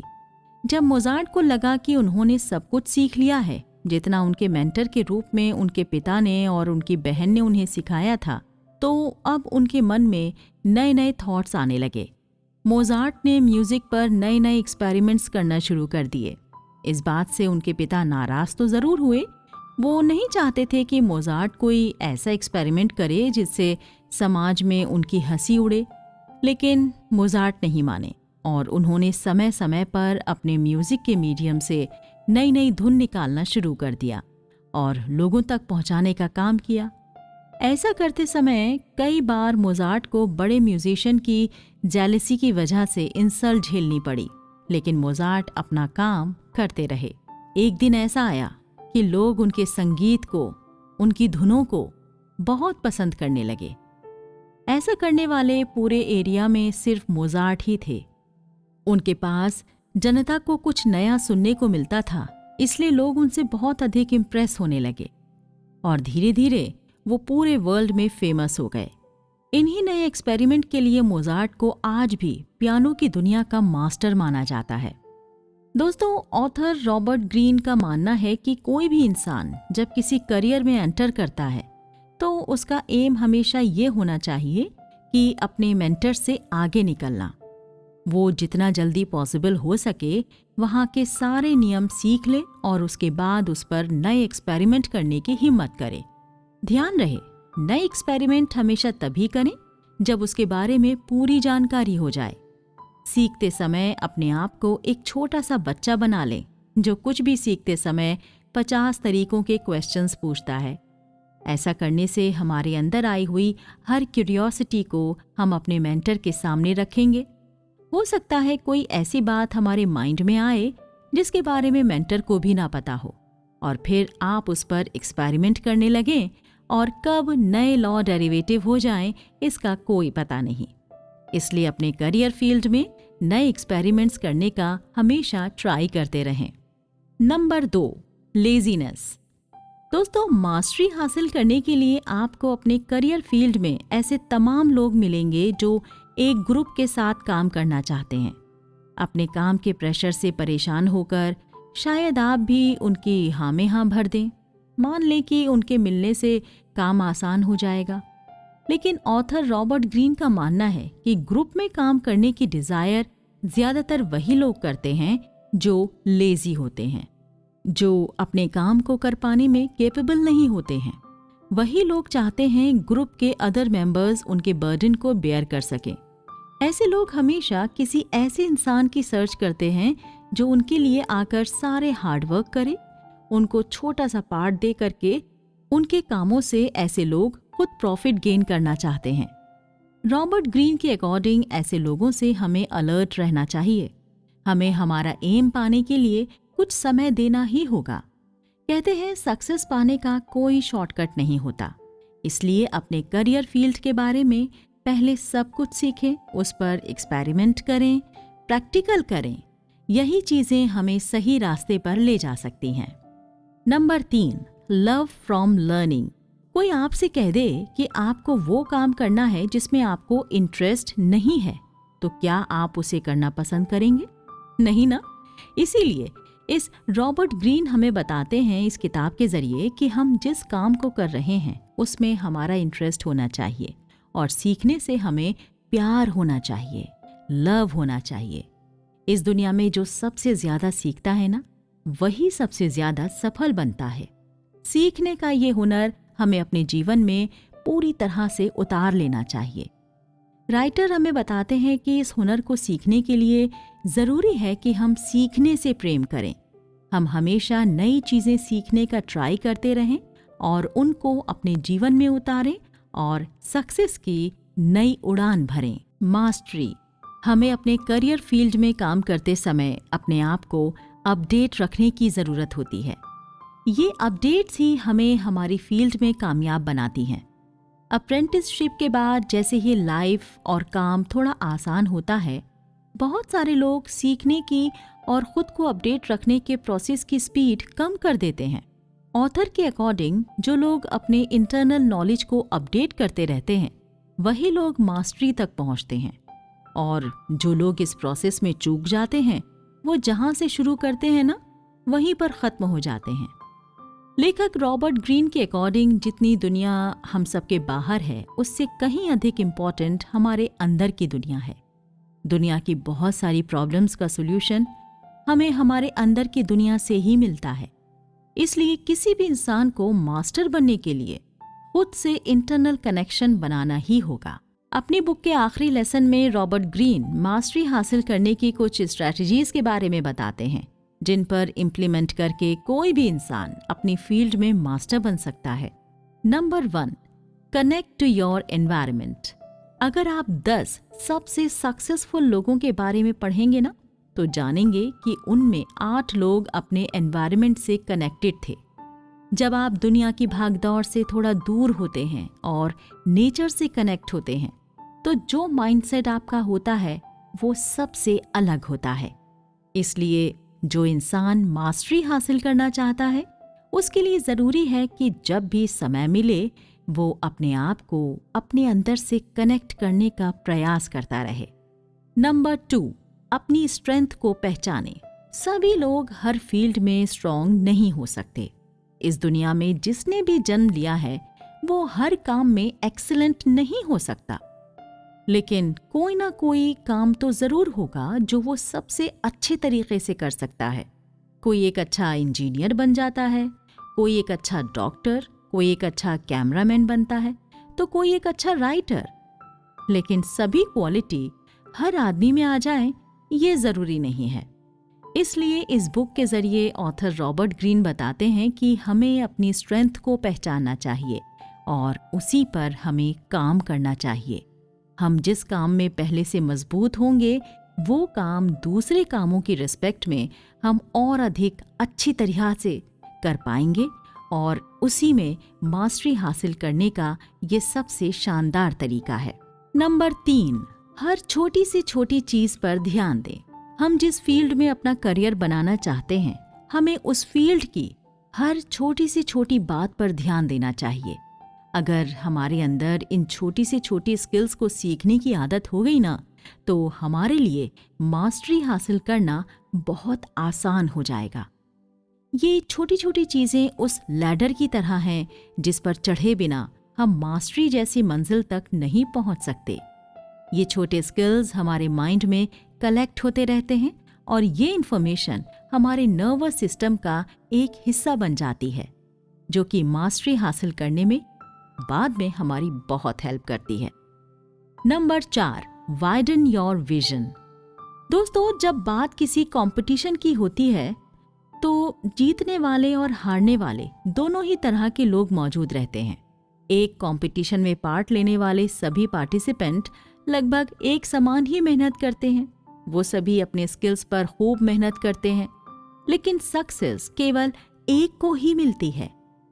इसका मेन रीजन ये है कि जो व्यक्ति जितना बड़ा सोच सकता है, जिसकी थॉट जितनी इन्फिनिटी हो सकती है, वो इंसान दुनिया भर के सारे कॉम्पिटिशन्स में आगे रहेगा। इस तरह के लोग कम ही पाए जाते हैं, लेकिन वो अपनी लाइफ में मास्टरी जरूर हासिल करते हैं। ऐसे लोग हमेशा अपने प्रेजेंट टाइम के काम के अलावा आगे की सिचुएशंस के बारे में भी पहले से ही सोच के रखते हैं। यही सोच उनको उनके रास्ते में आने वाली हर मुश्किल से बचा लेती है और वो अपने साथ अपनी फील्ड में चलने वाले हर पार्टिसिपेंट से आगे निकलकर मास्टरी तक पहुंच जाते हैं। नंबर 5, दूसरों के अकॉर्डिंग खुद को देखें। आपने अक्सर देखा होगा कि यदि आप मैथमेटिक्स का कोई सवाल हल कर रहे हैं तो कई बार पूरा सवाल हम अपने अकॉर्डिंग सही लगाते हैं, लेकिन उसका आंसर सही मैच नहीं करता। फिर हम आंसर को गलत कह देते हैं, लेकिन ये पता लगाने पर कि जो आंसर किताब में दिया गया है वही सही है, हम फिर से ट्राई करते हैं और फिर से पूरा सवाल लगाते हैं, लेकिन आंसर फिर भी मैच नहीं करता। ये प्रोसेस हम कई बार दोहराते रहते हैं, लेकिन रिजल्ट वही निकलता है, जबकि किताबी आंसर ही सही होता है। ऐसा इसलिए होता है दोस्तों, क्योंकि हमारा माइंड काम करने की एक स्ट्रैटेजी बना लेता है और वो उसी को सही मान लेता है। हमारा माइंड अपने किए गए कामों को गलत मानने की कोशिश बहुत जल्दी नहीं करता, क्योंकि वो जानता है कि उसे एक्स्ट्रा वर्क करना पड़ेगा। इसलिए दोस्तों, इस बुक के लास्ट चैप्टर में रॉबर्ट ग्रीन बताते हैं कि हमें अपने आप को दूसरों के हिसाब से भी देखने का हुनर सीखना चाहिए। कई बार हम अपने आप को इतना सही मान लेते हैं कि सामने वाले की सही बात भी हमें गलत लगने लगती है। कई बार आपकी फील्ड में वर्क प्लेस पर आई हुई प्रॉब्लम्स को सॉल्व करने के लिए वहीं पर प्रेजेंट कई लोगों के दिमाग में अलग अलग सॉल्यूशंस होते हैं, उनके आइडियाज़ होते हैं।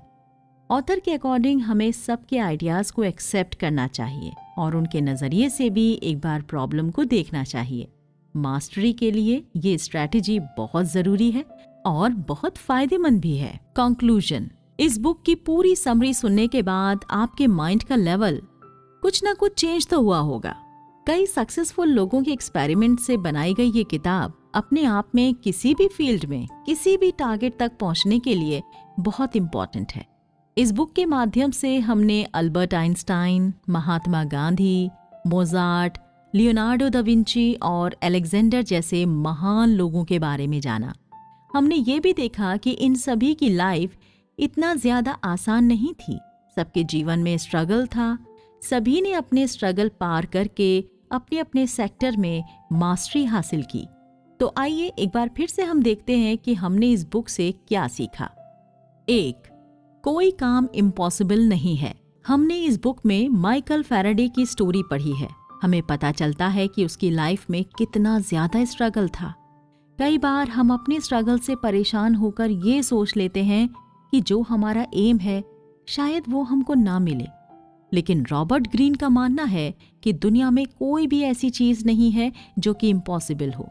जो आप सोच सकते हैं वो आप पा सकते हैं। इसलिए आशा है कि अगर आपके मन में भी ऐसे कई क्वेश्चंस आते हैं कि हमारे रास्ते की प्रॉब्लम्स हमारे टारगेट से हमको दूर कर देंगी, तो इस बुक की समरी पढ़कर आज से आप ऐसा कभी नहीं सोचेंगे और अपने टारगेट के लिए हमेशा काम करेंगे। 2. Interested field.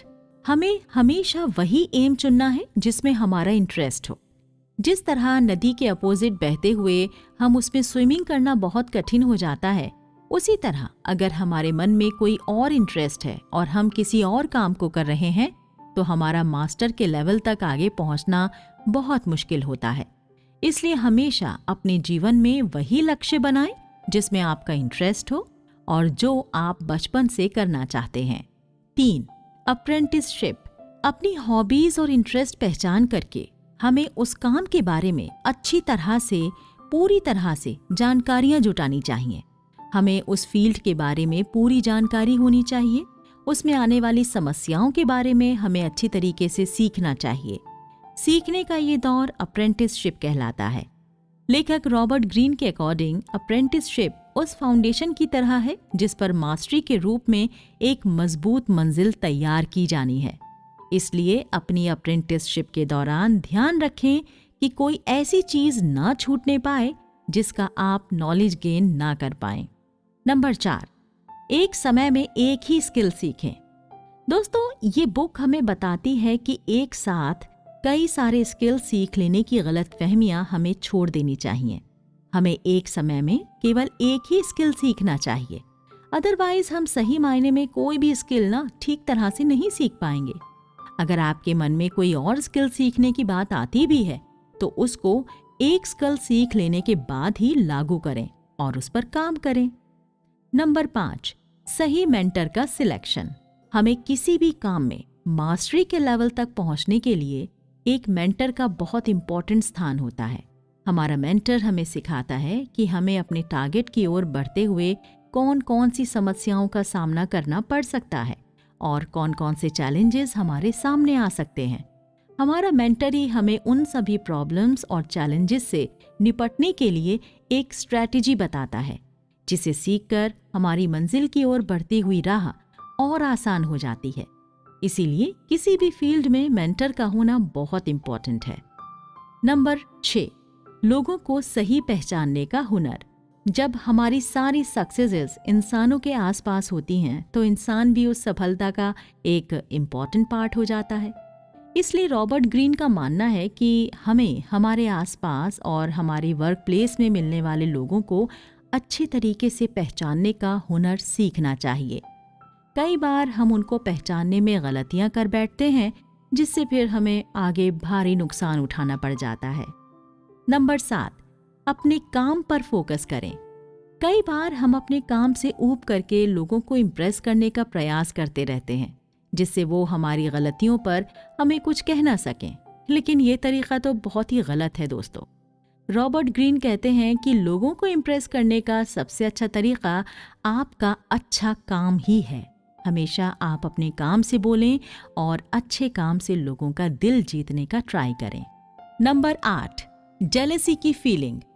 दूसरों को सफल होता देख कभी कभी हमारे मन में जेलेसी पैदा हो जाती है। शायद हम पहचान नहीं पाते, लेकिन ये जेलेसी हमारे लिए इतना डेंजर बन जाती है कि हमारी मास्टरी की राह पर पहुंचने में सबसे बड़ी रुकावट बनने का काम यही करती है। तो हम अक्सर अपने काम से ज्यादा उस आदमी के बारे में सोचने लगते हैं जिससे हमें जल्दी ही हो जाती है जेलेसी, और फिर उससे हमारा काम खराब होने लगता है। इसलिए हमेशा अपने अंदर इस जेलेसी की भावना को बिल्कुल भी जगह ना दें। नंबर 9. अपने काम के लिए एक्साइटमेंट। दोस्तों, आप जिस काम को करते हैं उस काम के लिए आपके अंदर एक्साइटमेंट होना बहुत जरूरी है। अगर नहीं है तो हमें उसको किसी भी तरह से जगाना चाहिए। बिना एक्साइटमेंट के किया गया कोई भी काम अच्छी तरीके से नहीं हो सकता। नंबर 10. नए एक्सपेरिमेंट करें। हमें अपनी फील्ड के बारे में अच्छी तरीके से नॉलेज लेकर अपने मेंटर से आगे निकलने का टारगेट बनाना चाहिए। सही मायने में एक अप्रेंटिस वही है जो अपने मेंटर से आगे निकलता है। हमने इस बुक में सीखा कि कैसे मोजार्ट ने अपने मेंटर से सब कुछ सीखने के बाद फिर म्यूजिक के सेक्टर में नए नए एक्सपेरिमेंट किए, और उन एक्सपेरिमेंट्स की वजह से दुनिया में वो पियानो की दुनिया के मास्टर बने। इसलिए हमें अपनी फील्ड के बारे में जितना जल्दी पॉसिबल हो फुल नॉलेज लेने के बाद उस पर नए नए एक्सपेरिमेंट करने चाहिए। इससे मास्टरी के लेवल तक पहुंचने की राह बहुत आसान हो जाती है। नंबर 11. Love from learning. किसी भी काम को हम तभी सीख सकते हैं जब उससे हमारा प्रेम हो, उसके लिए हमारा इंटरेस्ट हो। इसलिए हमें हमेशा अपने काम के लिए लव को बनाए रखना चाहिए। जिस काम में हमारा इंटरेस्ट होता है, जिस काम से हमें लव होता है, वो काम हम ज़्यादा से ज़्यादा करना चाहते हैं। इसलिए जब हमें सीखने से प्रेम हो जाएगा तो हम हर जगह सीखने का प्रयास करते रहेंगे और ये छोटे छोटे सीखे हुए स्किल्स हमारे दिमाग में कलेक्ट हो करके हमको अपनी फील्ड में मास्टर बना देंगे। नंबर 12, दूसरों को सुने। दोस्तों, कई बार हमें हमारे वर्क प्लेस पर ऐसी बहुत सारी समस्याओं का सामना करना पड़ता है जिसके बारे में हमें पूरी तरह से जानकारी नहीं हो पाती। हम उसके सॉल्यूशन के लिए हमेशा एक ही काम को दोहराते रहते हैं, लेकिन उसका सॉल्यूशन नहीं निकलता। राइटर का मानना है ऐसे समय में हमें अपने आसपास के लोगों के आइडियाज को सुनना चाहिए। हो सकता है उनके दिमाग में कुछ ऐसा आ रहा हो जो आपकी प्रॉब्लम को सॉल्व कर दे। लोगों को सुनने और समझने की जो आदत है वो आपको आपकी परेशानियों में उलझने से बचाए रखेगी। नंबर 13, अपनी मजबूतियों को पहचानें। अक्सर प्रॉब्लम्स पड़ने पर हमारे अंदर एक डर निकल कर आ जाता है जो हमें उन सभी चीज़ों से दूर ले जाता है जिनके बारे में हमें इनफ इन्फॉर्मेशन होती है। इसलिए ये ज़रूरी है कि हमें अपनी स्ट्रेंथ का ध्यान रखना चाहिए और इतना कॉन्फिडेंस रखना चाहिए कि जो काम के बारे में जानकारी है वो काम हम कर सकते हैं। अपने अंदर की स्ट्रेंथ को पहचानना मास्टरी के रास्ते का सबसे इम्पॉर्टेंट हुनर है। वी होप इस बुक समरी से आपने बहुत सारी ऐसी चीज़ों को सीखा होगा जिनके बारे में आप पहले कभी नहीं जानते होंगे। आपको बहुत सारी ऐसी जानकारियां मिली होंगी जो आपको अपने वर्क प्लेस में मास्टरी हासिल कराने में मदद करेंगी।